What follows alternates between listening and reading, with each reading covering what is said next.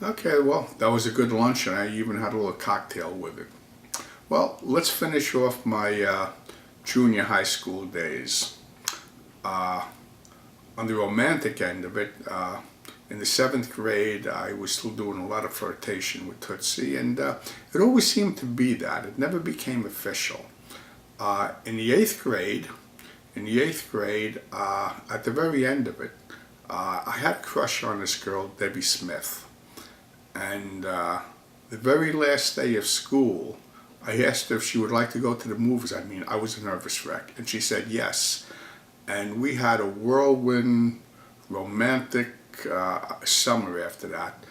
Never even kissed her though. I tell you, there must have been something wrong with me. We would hold hands every day. I'd walk with my arm around her shoulder.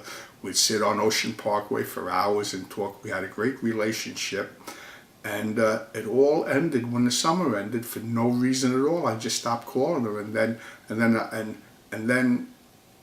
I just didn't call her again because I was embarrassed. I missed one day, and well, crazy.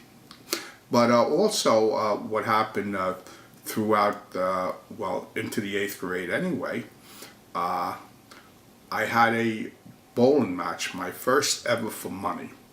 And this is when the team that I subbed for at Ovington won the league championship, and my father called out the best bowler in Ovington, Jimmy Nolan, young kid who was the head pin chaser there at the time. Young kid, he was a few years older than me. He was probably in his late teens, early 20s or something like that.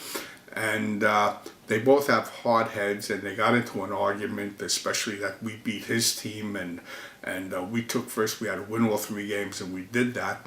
So we're going down to Lee Mark Lanes and to bowl a $50 three-game total wood match. My knees were shaking, I was shaking. I thought my father was insane for doing something. I mean, me against Jimmy Nolan? Come on.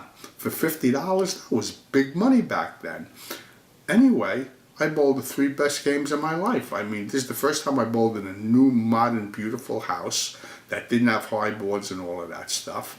And I shot a 277 the first game, 260 or 258 or whatever it is the second, and like a 230 something the third. And of course, I win the match. My father gives me the whole 50, plus he gives me 50 more from the league championship, all in singles.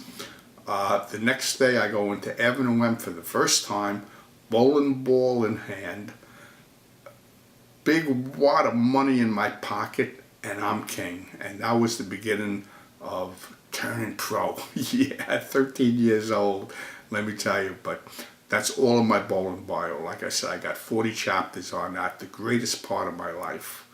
And right now, I'm going to take a little break again.